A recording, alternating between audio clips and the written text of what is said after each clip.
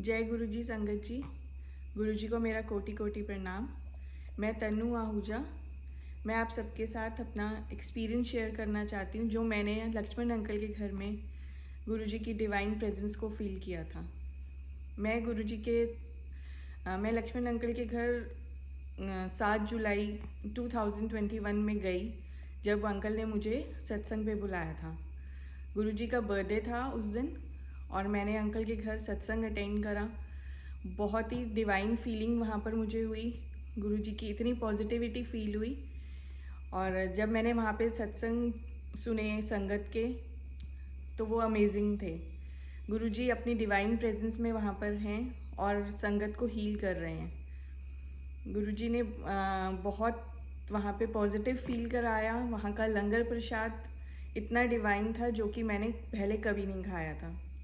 उसके बाद जब मैंने हिम्मत करके अंकल से एक बार बात करने के लिए फ़ोन किया तो अंकल ने मुझे वहाँ दरबार में आने के लिए बुलाया। और उसके बाद अंकल ने जो बताया कि गुरुजी अब यहाँ पर अपनी डिवाइन फॉर्म में प्रेजेंट हैं और सब संगत को ब्लेस कर रहे हैं। उसके बाद मैंने भी वहाँ पर रेगुलर जाना शुरू कर दिया।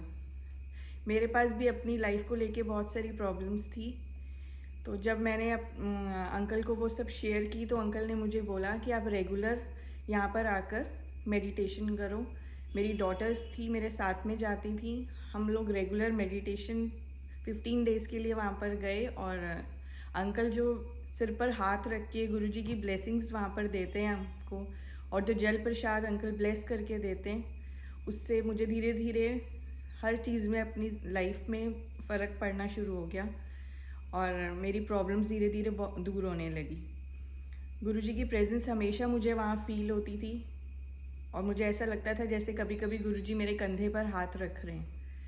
वो बात मैंने कभी शेयर नहीं करी किसी के साथ, लेकिन जब मैं पहली बार ये गुरुजी के पास गई थी, वहाँ पे जब अंकल ने बुलाया था, तो मुझे जाते ही ऐसा लगा जैसे किसी ने मेरे शोल्डर पे हाथ रखा हो।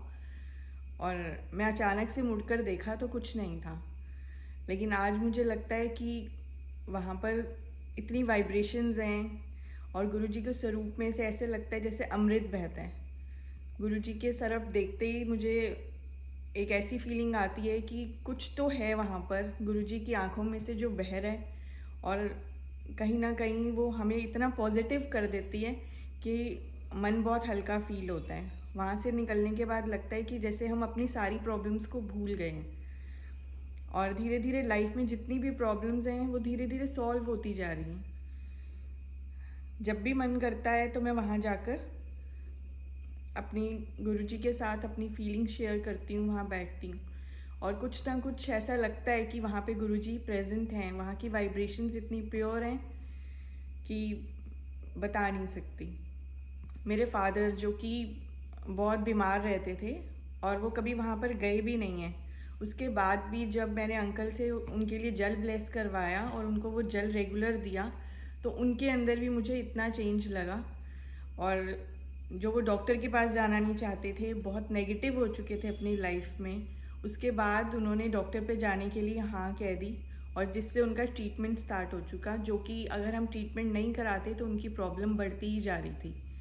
और इतने टाइम से जब हम उनको बोलते थे कि आप ट्रीटमेंट ले लो तो वो हाँ नहीं करते थे।